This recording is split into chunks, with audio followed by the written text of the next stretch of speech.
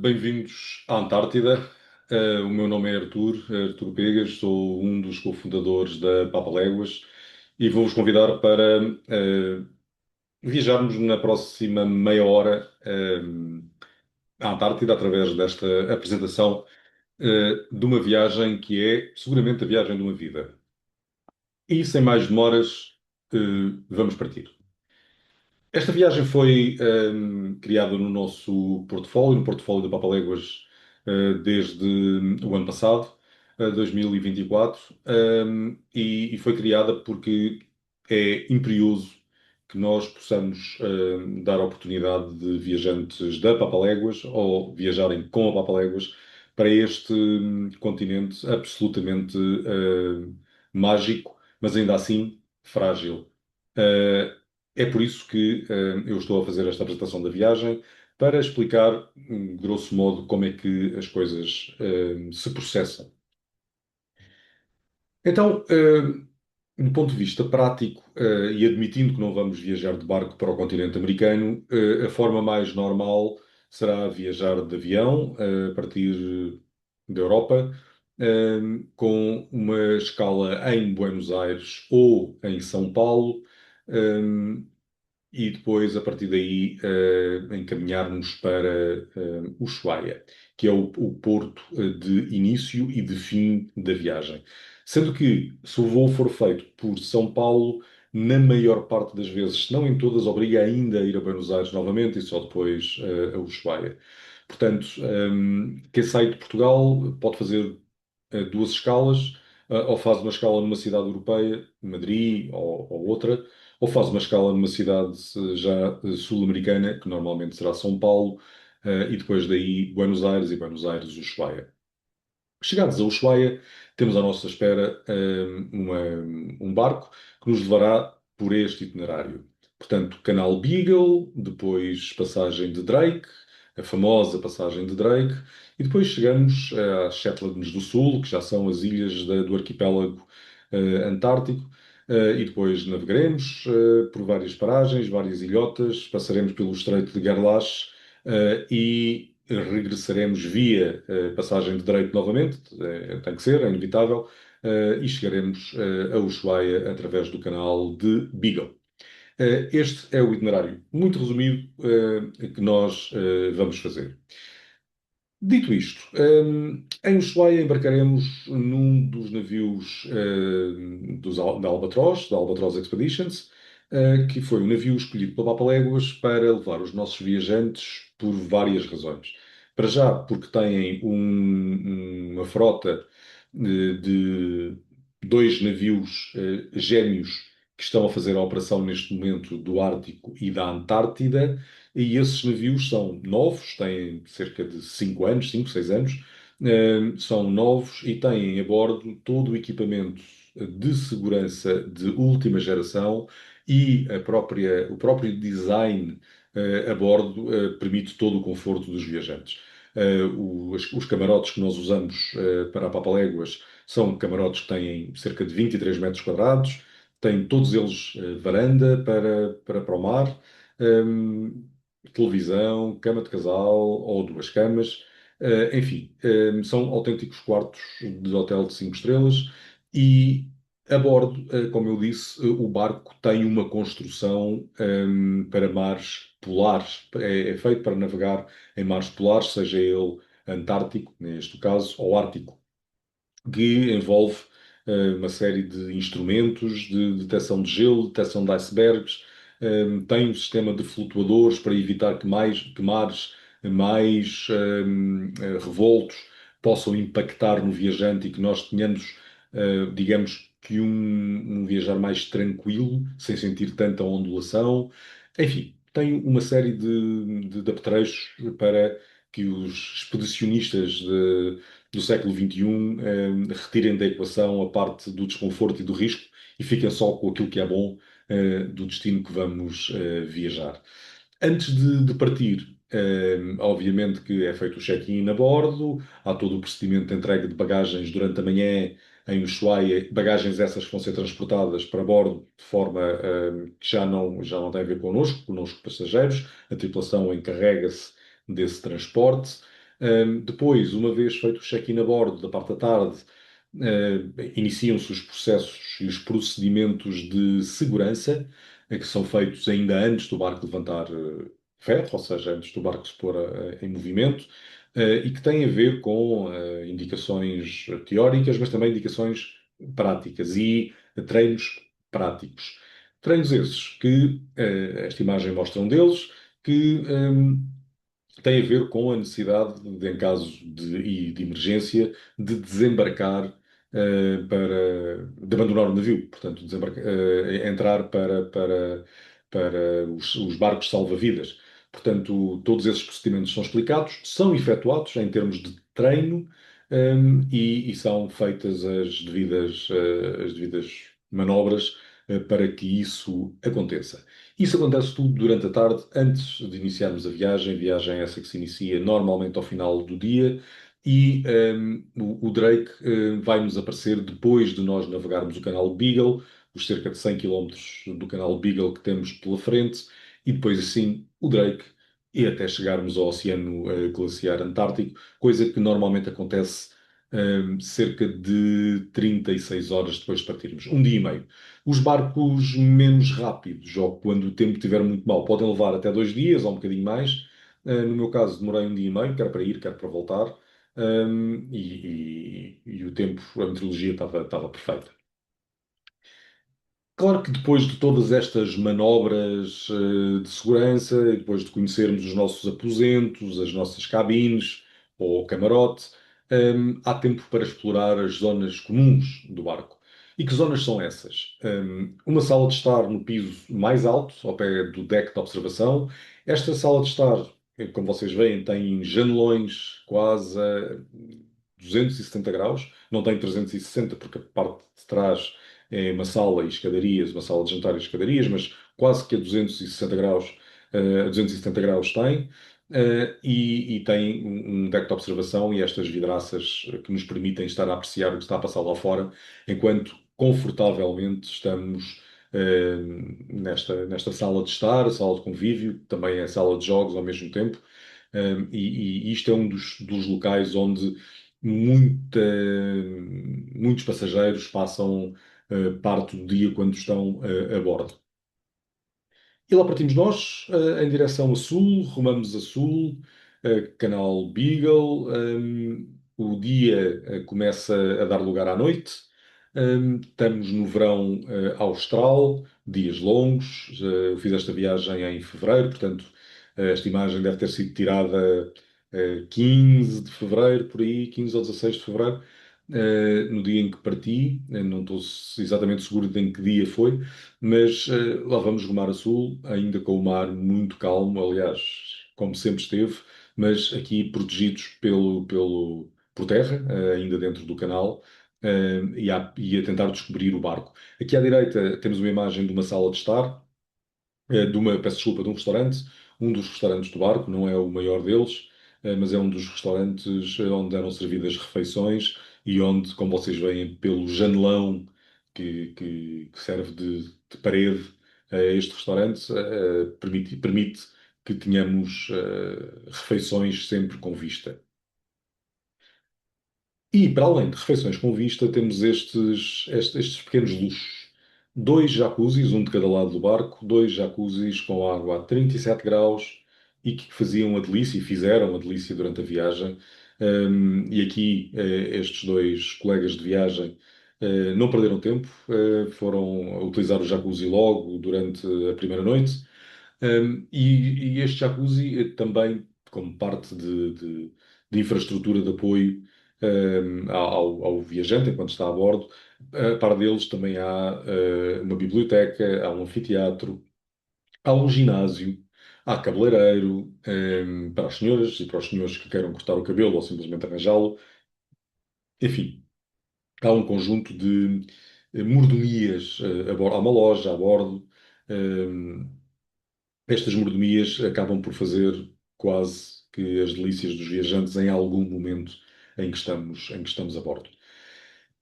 E passado o canal Beagle, eis que estamos no famoso e temível Drake. A imagem acho que explica-se e fala por ela própria. O famoso e temível Drake era um lago. Aquilo que eu ouvi, a expressão que eu ouvi a bordo era quando o Drake está assim, eles chamam-lhe o Lago Drake, o Drake Lake.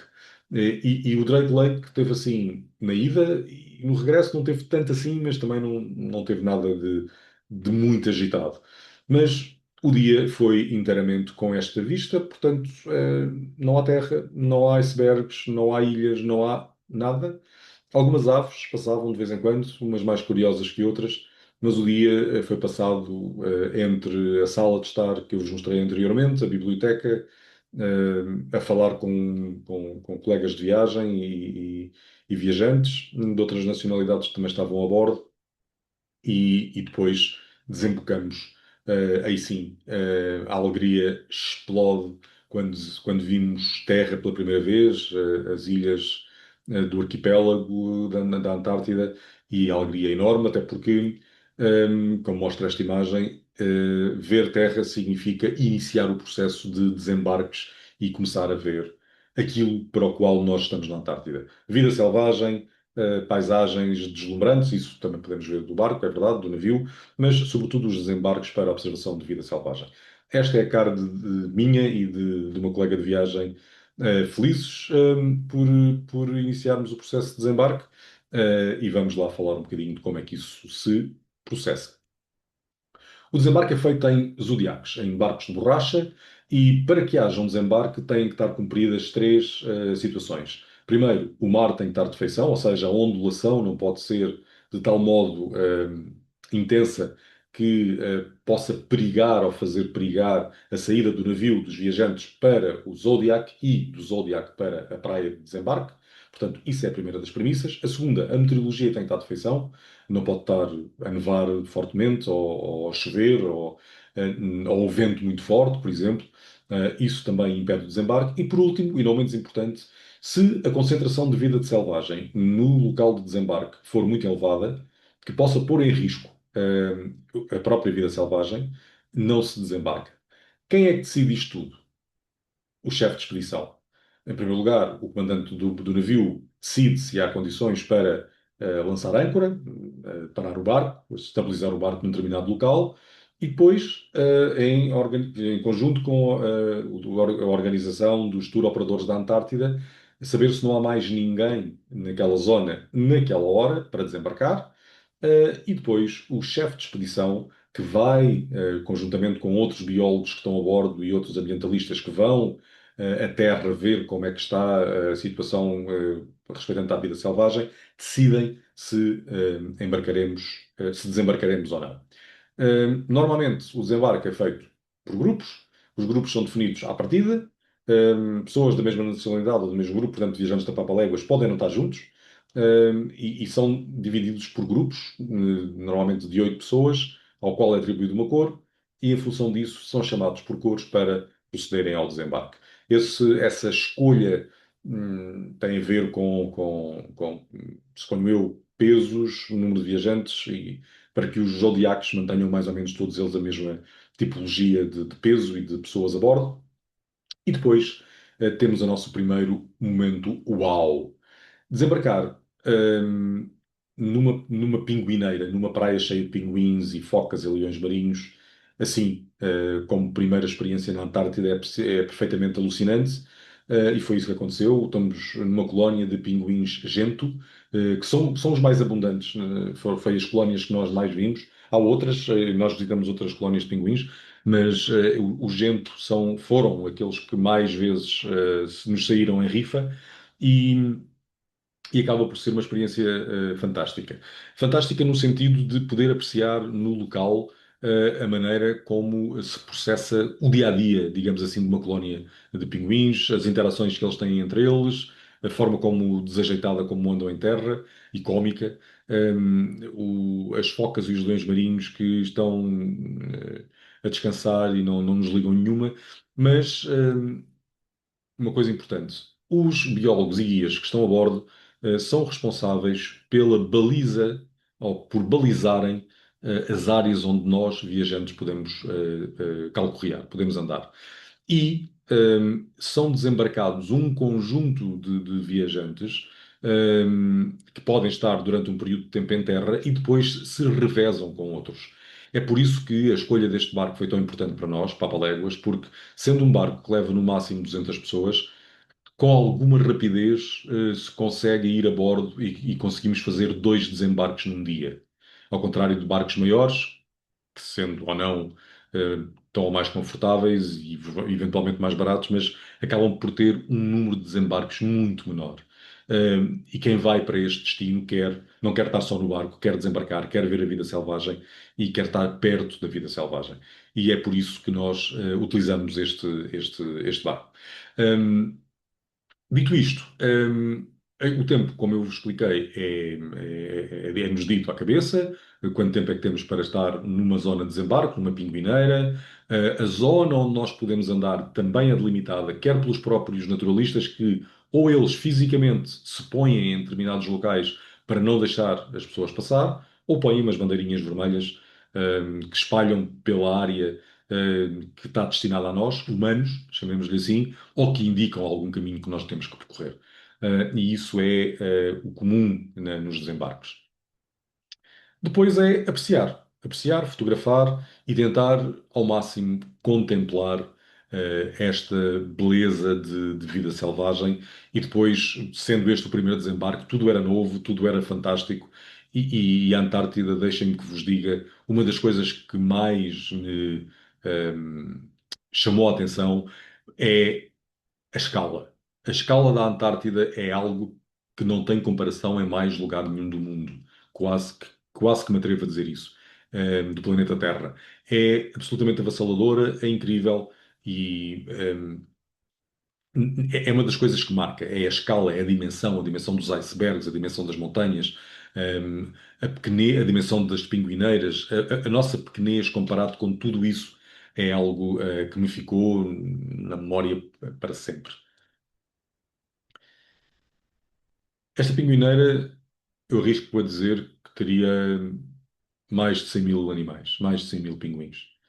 Aqui vem uma pequenina, muito pequenina amostra, havia pinguins quase a perder de vista.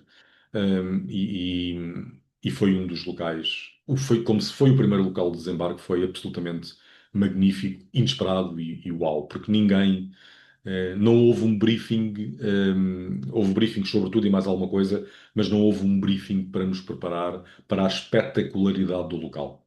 Portanto, isto foi, digamos, um começo com o pé direito, totalmente. Permitiu-nos algumas observações, algumas imagens. Obviamente que cada um terá as suas próprias imagens. Houve quem decidisse não fotografar, houve quem só filmou. Houve quem não fez nada, que só esteve ali a absorver tudo e está tudo bem. Eu, como gosto muito de fotografia, passei algum do meu tempo a fotografar. Outra coisa que se deve fotografar e que eu escolhi mostrar aqui são os icebergs. O desembarque correu muitíssimo bem, voltamos a embarcar, continuamos a navegar. E começamos a ver os primeiros icebergs. À medida que navegamos para sul, quanto mais para sul nós vamos, mais frequentes começa a ser o avistamento de icebergs e mais espetaculares são eles em termos de formas, de dimensão, às vezes quase que me arrisco a dizer assustadora, e de beleza. Esta fotografia tenta mostrar um deles, eu diria, centenas que passaram por nós. Eh, este iceberg, apesar da imagem não dá para perceber, deveria ter uns 40 a 50 metros de altura. Abaixo do nível do mar, até ao pináculo daquele ponto de gelo lá em cima. Mas nem era isso o mais impressionante.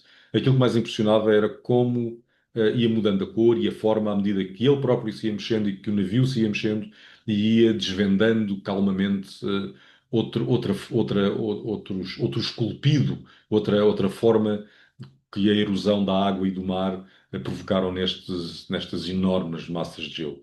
E os icebergs, por si só, são motivo para vir à Antártida. São algo difícil de replicar noutras latitudes, obviamente que o Ártico também os tem, mas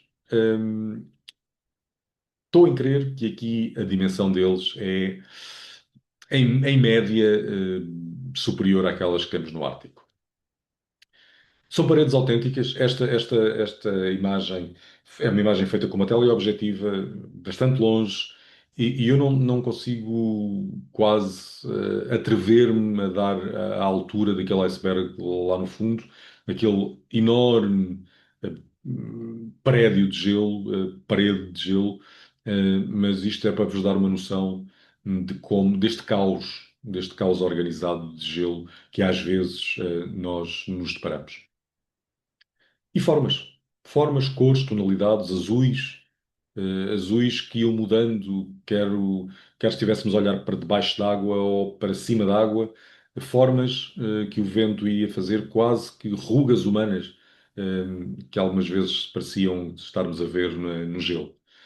Sem dúvida, os icebergs são um dos motivos de visita à Antártida. Outra das coisas são os pinguins, não em terra, mas no gelo. Estava no meu imaginário, quando eu fui para a Antártida, tinha no meu imaginário ver pinguins em cima de icebergs. E achava que era facílimo ver. Não é. É muito fácil ver pinguins no gelo, em terra. É muito fácil ver pinguins em terra, portanto nas pedras. Mas ver pinguins em cima de blocos de gelo à deriva não é assim tão fácil. Ou não é assim tão comum. Eu tive a sorte de ver isso por uma vez ou duas e conseguir fotografar e filmar.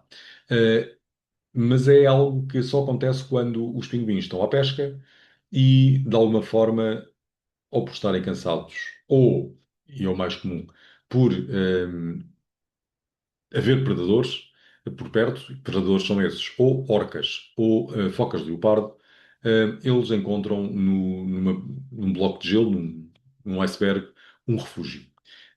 E é isso que vemos estes três amigos aqui com o ar um bocado apatetado, a pensar como é que eu vou sair daqui, será que a foca leopardo ainda está à minha espera ou não? Mas esta imagem foi feita em cima de um bloco de gelo.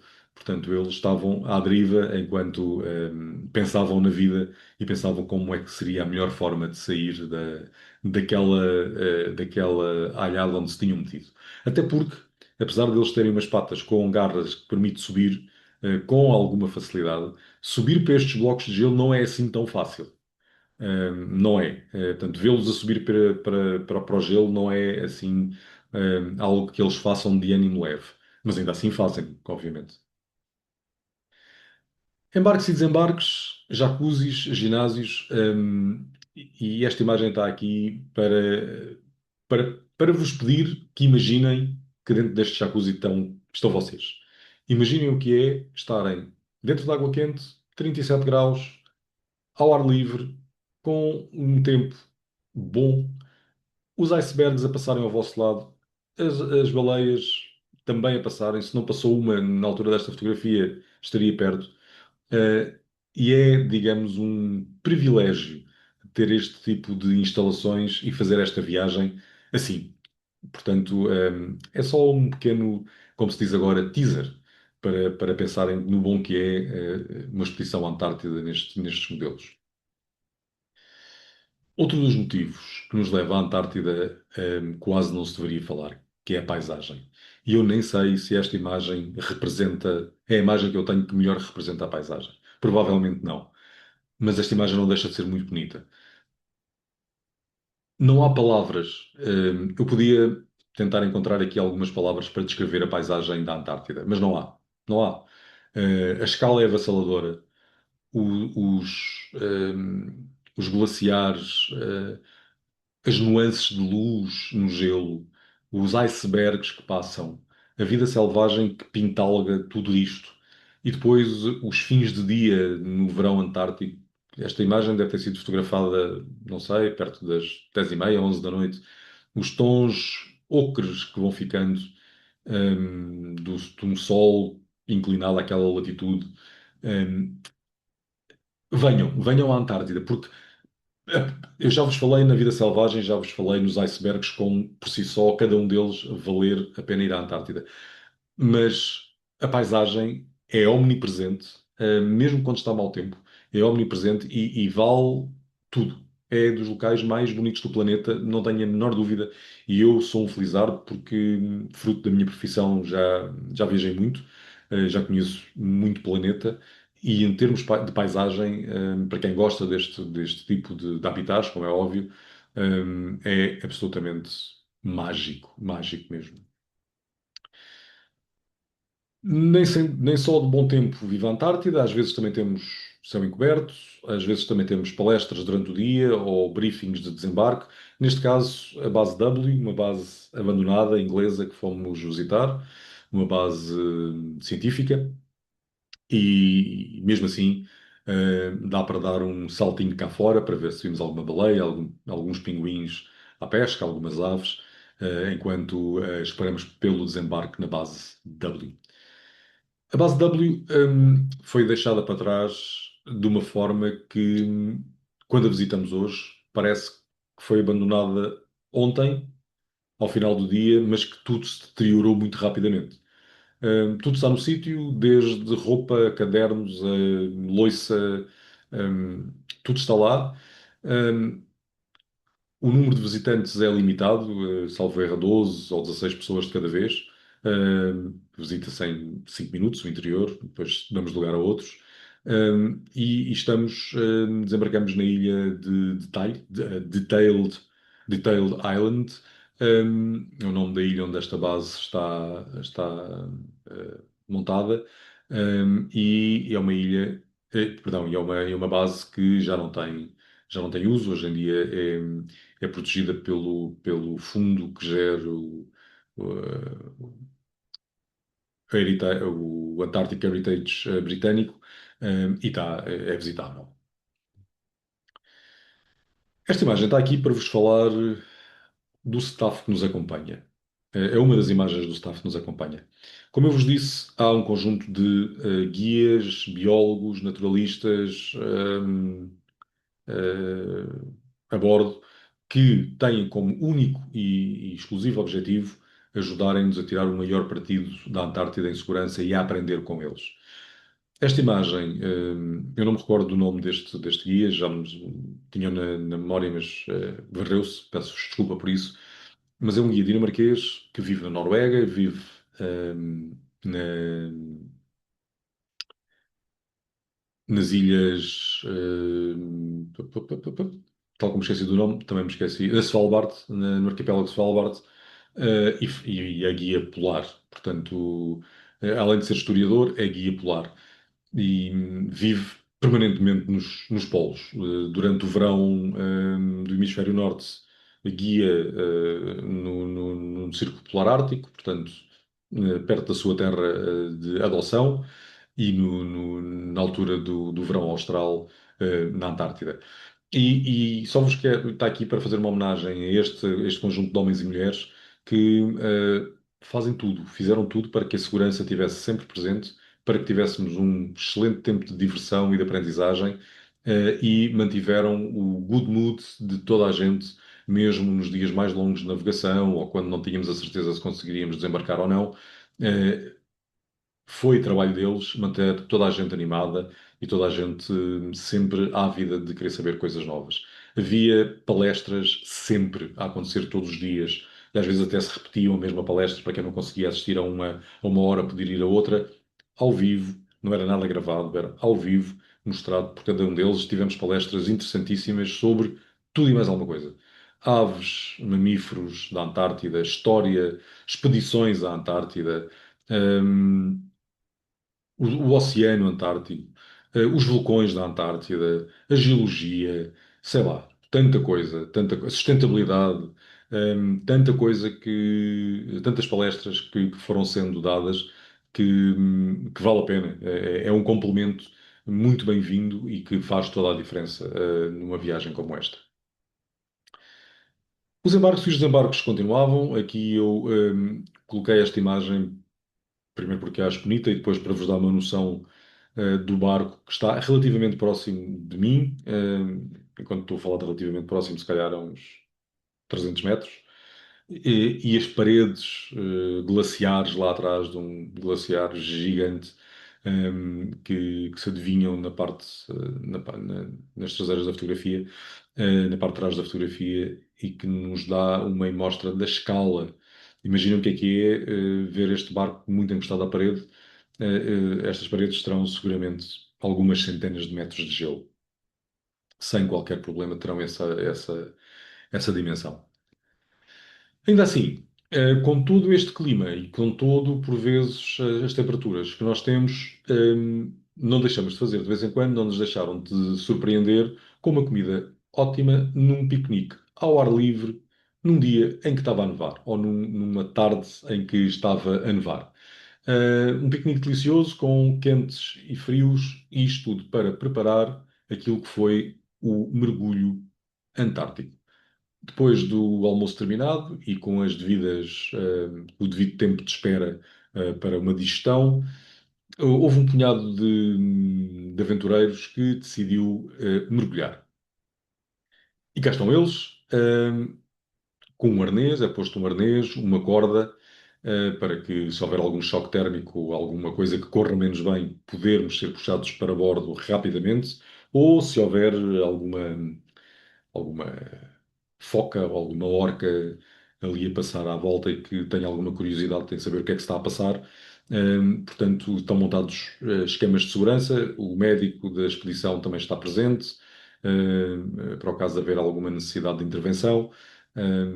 E o comandante do barco, aliás, aqui à esquerda, com uma fotografia do telemóvel, que se vê aqui na parte esquerda da fotografia, vemos o braço do comandante, que também estava presente para aferir que estava tudo correto.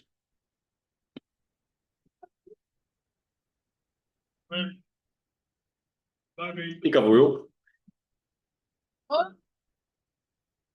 A água estava a 1 grau positivo e cá fora, segundo me disseram, 1 grau negativo.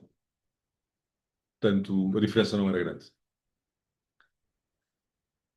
De experiência em experiência, passamos para outra, que foi a experiência de entrar para dentro de um caiaque, e caiaques duplos, e passar uma manhã a navegar, a caiacar, a pagaiar, numa área da Antártida. Se já tiver experiência de caiaque, ótimo, ajuda. Se não tiver, também não faz mal. São dadas explicações suficientes para que para que todos possam usufruir desta experiência. É uma experiência que é reservada a bordo e paga a bordo, tem um custo adicional, mas que vale cada dólar que é pago, vale cada euro. É uma experiência de facto única, porque permite-nos estar ao nível. Está na cena, no cenário onde as coisas se passam. A verdade é esta. Estamos ao pé onde os pinguins andam à pesca e a navegar. Estamos ao pé onde as focas também estão. E se nos sair a lotaria, que não é muito difícil, estamos ao pé das baleias.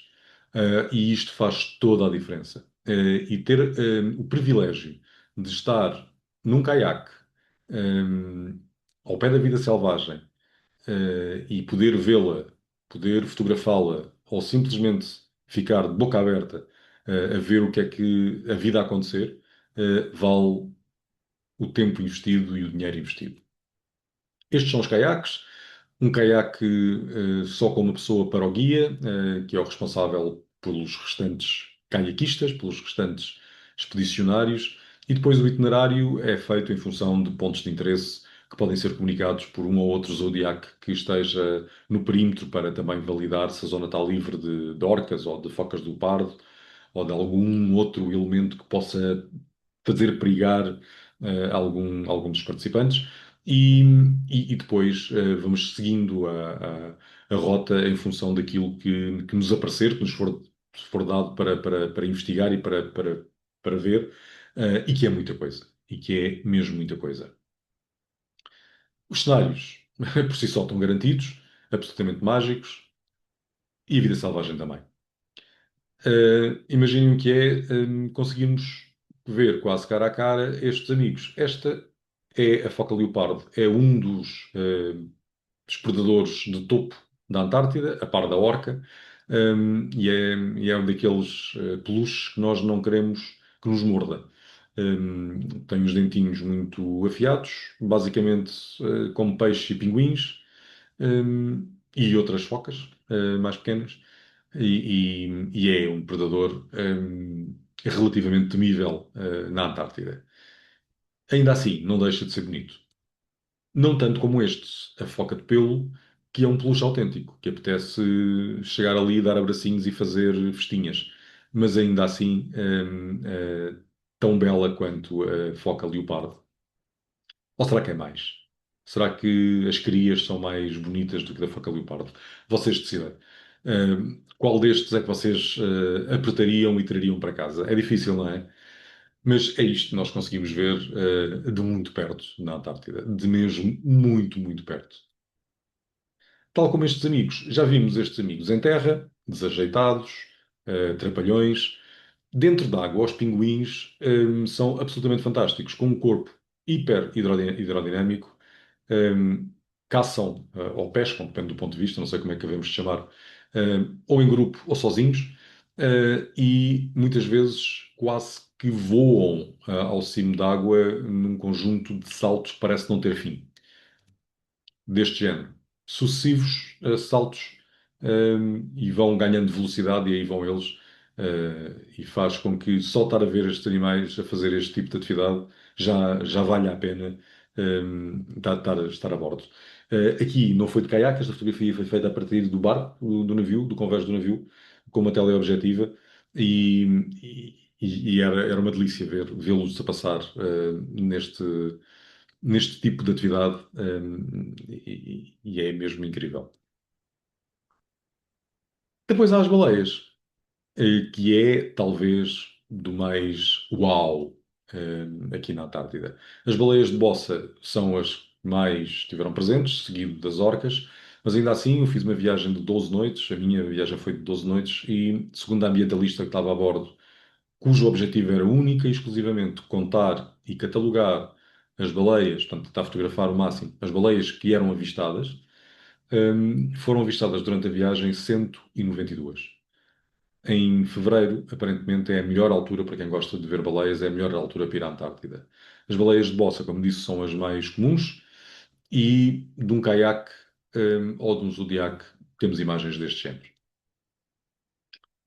com os icebergs, a darem a escala e depois temos isto, assim, à nossa frente. Esta imagem talvez seja a imagem mais icónica que eu fiz na Antártida. É preciso ter sorte, obviamente, estar no sítio certo, à hora certa e com a máquina certa, com a câmera e a objetiva certa, mas também uma palavra para os guias que estão connosco, para o guia que está no Zodiac e que nos encaminha com uma distância relativamente segura para podermos captar estas imagens. Eh, e foi um momento que, por 1000 anos que viva, jamais vou esquecer. Absolutamente mágico. E isto é um dos motivos que nos traz à Antártida. É isto. Ter icebergs lá atrás e baleias de osso aos saltos. É também um dos motivos. Aves que vão passando por nós, mais ou menos curiosas, às vezes albatrozes, outras vezes outras aves pelágicas que vão passando pelo navio. E muitas vezes limitamos só a ver a vida passar. Aqui, um homólogo, um barco. Este barco, curiosamente, é da National Geographic. Cruzamos, eles têm dois barcos também na Antártida e no Ártico, quando é a época do Ártico, também levam viajantes. Tem um modo de construção muito semelhante ao nosso, e não deixa de ser, não deixam de ser bonitos no meio desta paisagem, apesar de não pertencerem aqui. Uh, mas observar os reflexos e os barcos a passar, neste caso o barco. Acho que só nos cruzamos com dois barcos, este foi um deles e outros, noutra altura, mais pequeno. É parte daquilo que também se vê na Antártida. Estamos já a caminharmos para norte, a navegar para norte, e estamos na Deception Island. A Deception Island tem uma particularidade, é o único local do hemisfério sul, aliás, aparentemente só há dois no mundo, um no hemisfério sul, outro no hemisfério norte, onde um navio consegue entrar dentro da cratera de um vulcão. Este é o sítio no hemisfério sul onde o navio consegue entrar. A Deception Island é um vulcão, é um cone vulcânico ativo. Há as areias estão quentes, há vapor de água por todo o lado do aquecimento vulcânico, portanto, da atividade vulcânica. Há um vapor quase que omnipresente, pelo menos na zona onde nós desembarcamos, e havia aqui duas estações baleeiras, que, como prova esta imagem, já não estão em funcionamento. Este vulcão tem mau feitio, volta ou não volta, ameaça com erupção, e, e isso terá pesado no ato de abandonar as estações baleeiras, até porque se o vulcão entrasse em erupção de forma com um pré-aviso curto, eh, não é muito fácil ser resgatado daqui, portanto, não era seguro viver aqui durante muitos anos. Mas ainda assim é um ótimo local para visitar. Estivemos aqui não mais de 3 horas e meia no total, entre o desembarque, o embarque e a saída do cone vulcânico. E vale imenso a pena. Se a viagem que vocês fizerem também o comandante decidir parar neste cone vulcânico. No hemisfério norte, Mykonos é o outro local onde um navio pode entrar num cone vulcânico. Aqui temos o vapor d'água que sai da praia, que sai das ondas. Havia zonas aqui onde se podia tomar banho de água tépida, de água, uma mistura de água quente com a água do mar, que aqui, como eu vos disse há pouco, não é particularmente quente, mas ainda assim essa mistura daria para estar em calções ou biquíni e tomar banho. E este foi o nosso último desembarque. A partir daqui seguiu-se novamente o Drake, e depois do Drake o canal Beagle, e depois do Beagle, terra. O comandante da expedição com o sinal de tudo ok, e foi isto que esta viagem foi. Uma viagem com tudo mais do que ok, com guias top, com um navio top de primeira linha, em termos de conforto, em termos de segurança, em termos de toda a tripulação, com uma comida excelente, com toda a equipa de engenheiros, de mecânicos a bordo, de comandante, vice-comandante a bordo, a garantir a segurança de toda a gente a bordo, toda a equipa de guias, naturalistas, biólogos, enfim, médico, tudo para fazer desta viagem uma viagem de uma vida, uma viagem verdadeiramente signature, uma viagem que jamais eu me esquecerei e que quem a fizer, garanto que é preciso ter sorte com o tempo, é preciso ter sorte com a meteorologia e com o mar, mas garanto que é a viagem de uma vida. Muito obrigado e vemo-nos, mais que não seja, na Antártida. Até breve.